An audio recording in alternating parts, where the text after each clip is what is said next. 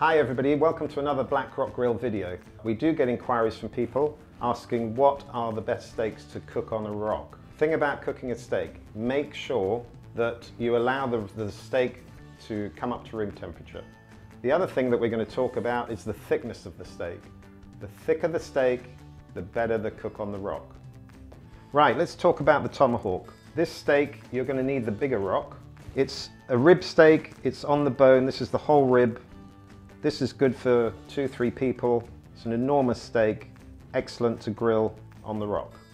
This is a very, very tasty lamb leg steak. Importantly, I've trimmed off the fat from the outside. Lamb can be a bit fatty. Bone in, cut from a whole leg of lamb. One of my favorites, the Flatiron Steak. Full of marbling, but cut very thin. So the way I would serve this, have it on a side plate, use a pair of tongs, and then you can just put it straight onto the rock once you've got it at the table. Okay, the fillet steak. Everybody's heard about it. It's a premium cut. It does cook beautifully on the rock. Very, very tender.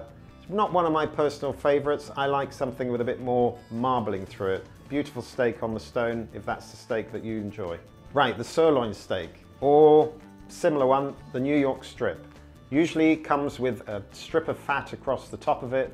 What we want to do is try and remove most of that, leave a little nub of it on one side. That will melt across the rock and it's not going to smoke so much as it's cooking on the stone. The rump steak, not one of my personal favorites, but people do enjoy it.